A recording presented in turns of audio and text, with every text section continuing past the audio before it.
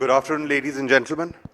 Please join me in welcoming Mr. Sanjiv Puri, who is the recipient of this year's ITC GRD Tata Corporate Leadership Award, which is the most prestigious leadership award in the country and the most prestigious award that ITC has to give.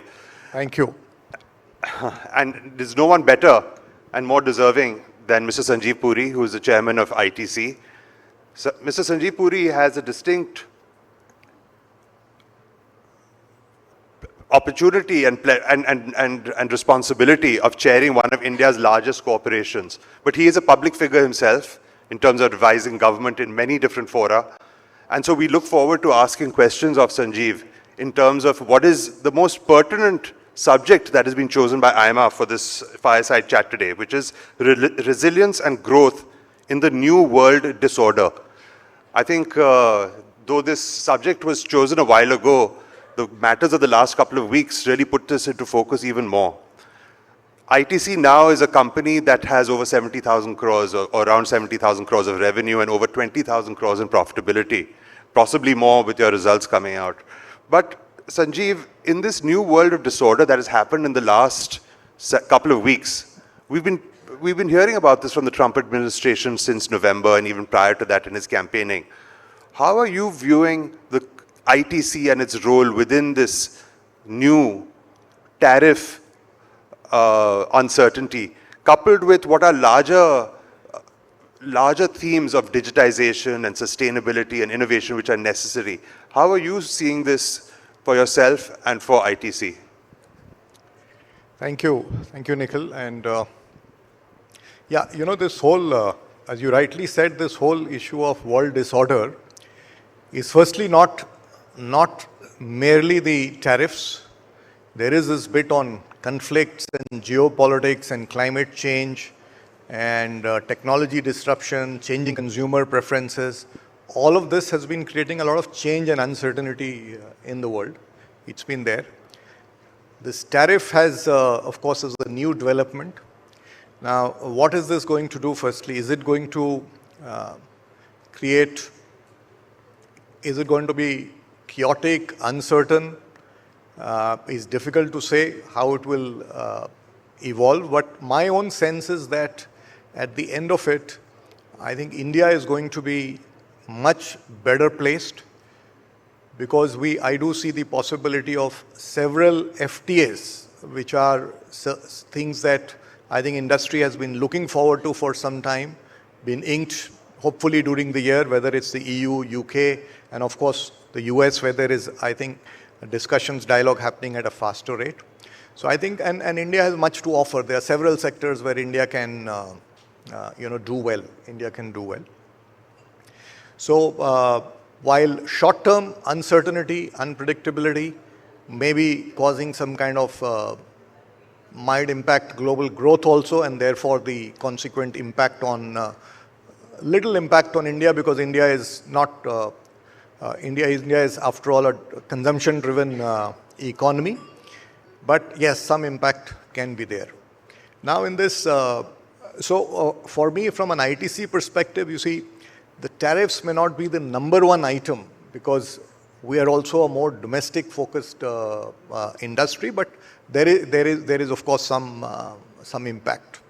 But when I look at it from our perspective, I think what is important is that given all these changes that are happening today, there are, I think besides the traditional, levers of competitiveness, I think there are a few things that we need to be more focused upon. One is, I think, from a contemporariness of a portfolio. Because with the trends of sustainability, with the trends of health, wellness, with the trends of digitization of the economy, now all these have a profound impact on what products will be relevant tomorrow and day after. So how do you keep your portfolio future ready is an important parameter. Just to give you an example that, and as you, I wasn't wanting to just make it ITC, but as you refer to it, let me give you some examples. Like for example, from a traditional business of paper boards, what becomes important is sustainable packaging that can replace plastics. So that has seen us in the form of saying that making investments in R&D to develop some proprietary coatings that can substitute plastics. Then investing in platforms that can make complex solutions to replace complex plastics. So that has seen us invest in a molded fiber facility, first of its kind in Seor in Bhopal. So we're looking at portfolio from not only scaling up what we have today as the core, but also looking at adjacencies and also creating the vectors for the future based on the trends. If you look at, we know about the quick commerce revolution that's happening in the country and e-commerce. Now, the traditional moats of FMCG players are being challenged on one hand. So you do need to require new skills, develop new moats. But on the other hand, it is also creating another very important effect. You see, it is creating demand for specialized products in the economy. Many of these products, although ideas were there, they were small in India, but accessibility limited the growth because the brick and mortar format had limitation in terms of space. And with the focus on return on square feet, you were keeping mass sellers there. Now this has created access. So it needs us to redefine our portfolio, redefine portfolio. So that's where we've started to seed stuff like what we call Right Shift. It's a nutrient-dense product for mid-aged people. Invest in newer brands like Yoga Bar, Prasumma, which is frozen food, which we've done recently. So portfolio becomes important. That's one part of it. Second, I think to really make your portfolio cutting edge and winning, I think innovation is extremely critical. So we know about DeepSeek versus ChatGPT, etc. But even in legacy companies, innovation becomes very important because things are changing very fast. Protein is suddenly becoming very important today. What formats are you able to deliver protein? And remember, there are many formats available, but unless you can deliver protein in a way that consumers also enjoy consuming it, it's not going to work. So that requires deep investments in research. I think dialing down on investments in research, I think that's very important. The third piece I want to speak about is, I think, this whole issue about resilience. And now I'm referring to supply side resilience. Now, supply side resilience I would really say there are two important dimensions to consider. One is trade barriers, geopolitics, geoeconomics. The other is the climate related issues. So when you talk about geopolitics and geoeconomics, I think it's important to really in today's time, it's very important to have a diversified sourcing base. The best solution is a localized ecosystem. That not only makes it resilient, it makes you far more competitive. So we've been doing it consciously. And sustainable. Sorry? And sustainable. And sustainable, yes. More than 90% of our value addition is in India. So we consciously keep on developing it within India. As far as climate is concerned, you see, there are risks of physical disruptions. You would recollect 3-4 years back, for example, in Europe, when there was a heat wave, the Rhine River did not have enough water for transportation, and a lot of industry could not ship out there. So this is how climate change can disrupt supply chains. So how do you climate-proof your physical infrastructure is a question that needs to be answered. And I mean, that's a separate subject. I can talk about it separately. The second is a lot of economic output is dependent on nature and agriculture. Globally, about 50% is dependent highly or moderately on nature and agriculture. In India, the figure is going to be much higher. So, and agriculture, nature is the worst impacted as far as climate change is concerned. So how do you kind of climate proof from this is another part of building resilience. And the fourth piece, I think, that we need to be very conscious about is, given that so much change is happening, is how do you remain agile? Agility is very important. I think because of a lot of change that's happening, And no more can organizations look at the traditional hierarchical structure if you want to be agile. You need a lot of empowered teams. You need teams that have their very clearly degrees of freedom defined, teams that have a clear KPI with degrees of freedom, access to the right resources. And of course, you need to have the right talent with the mindset. The talent that, very important, very simple, but very hard to get, to be always be customer focused, or have this whole ethos of a growth mindset, have this ethos of being, this is what we say to our people also, to be futuristic. Are you able to read the signals, join the dots, and therefore take a view? Because this requires quick and bold decision making also, and so there is some risk in it, but it's not adventure. It has to be an informed decision making. So you need to put all of these things in place when you're trying to navigate so much of change. You've brought up many different areas where we can delve into. Unfortunately, we don't have enough time, so it is my prerogative to delve into the areas which I think are most interesting. I agree with you. The fact is that the tariff wars, India is export to the US as a percentage of total export or GDP is large, but it is something that I think India will weather. We will have to come in with bilateral FTAs, which will solve the immediate issues of the reordering that has to happen.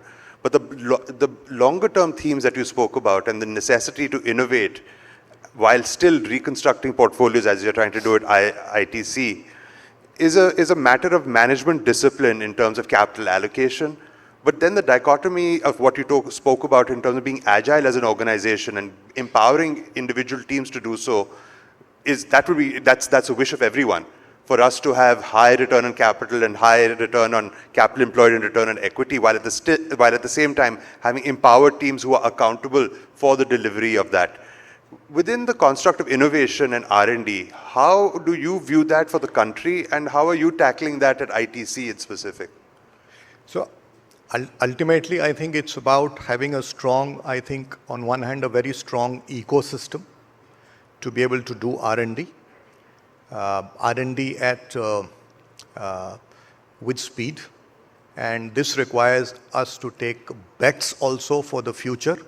So there's always a risk in a bet, but not taking a bet is even riskier. So you need to take the bets, you need to invest and create the platforms through which, and an ecosystem to support the platform so that the R&D can be done effectively. And second is, we need the culture and mindset to innovate in R&D. We need to realize that if you go the route of R&D and IP development, it's a marathon, it's not a 100-meter sprint. So you need to be committed to it, you need to have the culture. I think there are really two facets to it. And how we do it in ITC is, of course, the one hand we have defined, when we have empowered teams, we have degrees of freedom, but we also have a shared vision. Everybody must be aligned to a purpose and a vision and how we are going to operate. Every team cannot operate merely the way they wish to. So that is, our vision is around multiple drivers of growth, and then we translate it to define to say that the multiple drivers mean grow your core, use your core to address adjacencies, and seed categories of the future. When you're seeding categories of the future, besides market opportunities, you must leverage institutional strengths. You must bring something onto the table. You cannot be a manufacturer of let's say a snack product and say, I want to make a rocket. Okay, it has to be an adjacency, right? So that's the way we look at it. And the very important factor is that we have made deep investments in research. We have a very large ITC Life Sciences and Technology Center in Bangalore.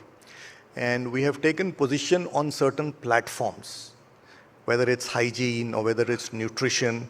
And there's a lot of development happening on that. So all these teams can actually plug into their product development teams can plug into these platforms to create the solutions that they want to create. So that's the way we look at it. No, thank you for that. I'm sure that ITC does this because innovation is an ecosystem, and it's an ecosystem with the stakeholders that you have up and down your value chain. And partnering both from an industry, academia perspective, but also within your own value chains and supply chains, is important for innovation to finally get delivered. There will be a lot of IP development that ITC will be doing by itself, but sustainable packaging, for example, you will need people who would supply machinery, who will need to indigenize here. There is a whole ecosystem that is required. And I think the government of India also recognizes this through a variety of different schemes that it is putting forward, including an R&D fund. What are your views on this collaborative ecosystem that needs to get created for innovation to drive Indian products or products for India by India and consumed in India, but also for the world then? I think there's no other way than a collaborative ecosystem. That's the only way to succeed. And tomorrow's, as they say, tomorrow's competition or battles will not be won between one enterprise and the other. It will be between one ecosystem and the other ecosystem. So that's absolutely the only way to go. So collaboration, you're absolutely right. It's of course through academia and research platforms, but it's also a lot through the value chain partners. It's absolutely. So how do you as an ecosystem come together and create solutions? I think that's what will determine our future. No, thanks. So, Sanjiv, you talked about the fact that people are the ones who create this innovation and people are the ones who drive organizations. They're the ones who are going to be able to take the organizations forward. And so the people-centric strategy is extremely important. But with a diversified portfolio like ITC has, from agriculture to hotels to FMCG to life sciences, how do you look at development of human talent within each of the different divisions of ITC?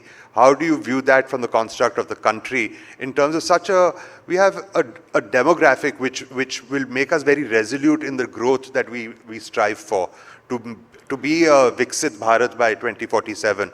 But at the same time, we have a majority of our population in agriculture. We have a growing middle class with high aspirations. How would you view this whole development of human resources as a problem, but more as converted from a problem to an opportunity? What are your views and how are you implementing that at ITC in specific? So that's a very, very good and important question, because one of the very important deliverable for us to take advantage of our demographic dividend is human capital development. And that's an area where we need to invest a lot. I think certainly, the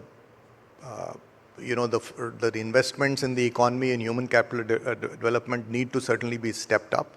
There's a lot that industry can do, and there are lots of opportunities that are opening up.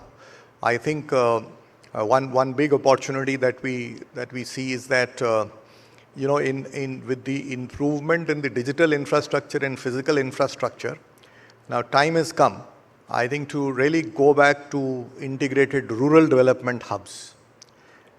Because when somebody from a village comes to a city or a town to get upskilled or to get a new skill, there are a lot of costs associated with staying and so on and so forth. And it becomes expensive and many people can't afford it.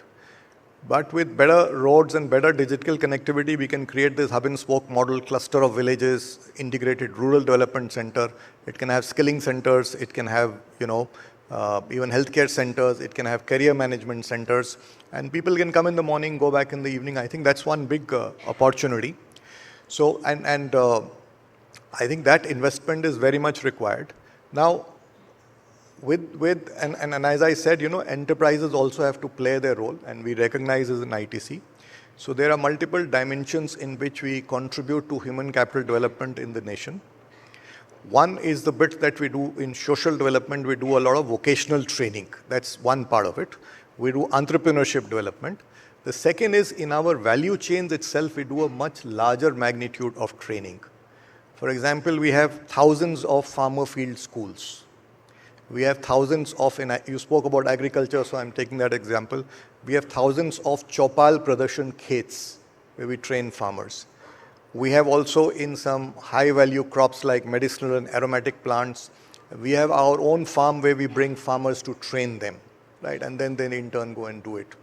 So we create we actually invest a lot in training people as part of our value chain, fully recognizing that, also, there is a mutual benefit because we are as competitive as our value chains. Sanjiv, you talked about some of the larger themes or macro trends that we have going forward. And this is where this is where I'd like to ask you a question as a leader of ITC, but also of Indian industry. In terms of your priorities, you talked about digitization and automation, which is a necessity. We see how AI is taking over the conversation.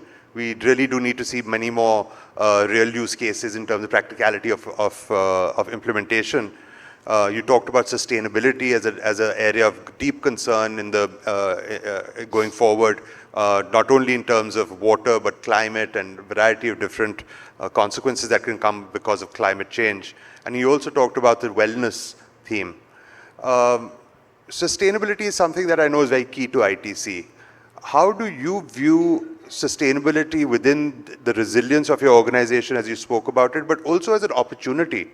Where are there opportunities that people in the room and people who are watching online can take out of these larger themes and specifically around sustainability? Yeah. So sustainability is, I think, on one side it's a risk, it's a challenge. On the other side, it's an opportunity for newer markets. It's also an opportunity to strengthen competitive advantage. So many dimensions to it. And if I was to take the way we look at it in ITC as an example, first and foremost, I think we recognize it's an existential crisis. It is part of corporate strategy. It's not a bolt-on. It is well integrated. We start by saying that the role of enterprises is not merely economic, they have a social purpose. It's about simultaneously creating economic, social and environmental capital. So it has to be integrated in every decision making of the organization. And when we get down to actioning it, I think there are one aspect is about looking at it from a portfolio perspective. And I gave you this example earlier of paperboard, that sustainable packaging becomes an opportunity. That's an opportunity. If I was to give you an example of a competitive advantage, you see there is a strong undercurrent on sustainability. Consumers are more and more interested to opt for options that are sustainable. Though it's not completely translated into behavior, but it's slowly starting to happen, and I think a point of inflection will come. So if I look at the ITC hotels, the world's first 12 hotels to achieve net zero carbon are all ITC hotels, or the first 5 hotels to be net zero water are all ITC hotels. Emissions are less than 2030. So these are thank you. These are hopefully these are references that will get consumers and customers to opt in favor, right, when they have to make choices. So it's going to give a competitive advantage. And from the organization perspective, I think there are 2 things to look at. There is a piece on mitigation, there's a decarbonization. So it's about green infrastructure, it's about green mobility, it's about energy transition, all of that renewable energy. 50% of our energy is renewable. We only make green buildings which are platinum certified. We don't make a building of any other specification today. Everything has to be green infrastructure, because infrastructure is about 1/3 of the emissions, building infrastructure. So one is the mitigation part of it, and we make a lot of investments in this. The second also, which is becoming more and more important, because 1.5 degrees is going to be crossed. More likely 2 degrees will be crossed. And extreme weather events are only going to multiply. So you have to live through the heat, you have to live through the floods, you have to live through the drought. So how do you climate proof your... So what we have done is, we've done some climate risk modeling with a startup. It's an AI tool to look at decadal risks in each location. So somewhere the biggest risk may be heat. Somewhere it could be a combination of drought and floods, because there is this whole climate whiplash issue that is also decadal. So decadal, every 10 years. 10 years, okay. So you plot it for 2030, 2040, 2050, you plot it. And so that you can calibrate your actions also. You don't have to take the actions for 2090 today. You take the actions for 2030 today, so you can calibrate it. And the weather patterns also change, so you can keep on updating the model. So you take the mitigating, when you plot it, you take the mitigation steps on the site, And the second piece is that you need to create resilience in the natural resources. So very important, we are a company highly dependent on agriculture. So we have a program called Climate Smart Agriculture, where we're educating farmers.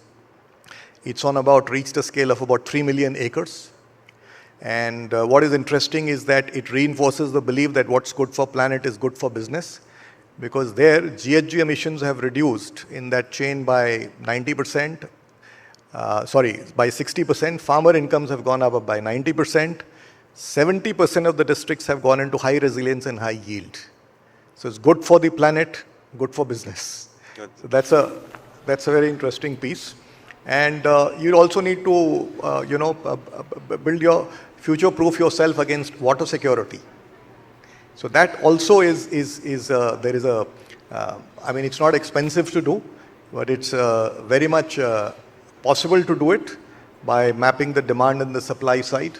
And we've done it even at our catchment levels, because ultimately water is also a shared resource. You can't just do it in isolation. So these are things that, and then we have to strengthen biodiversity. Biodiversity is very important for climate resilience. So that's another area we are investing in.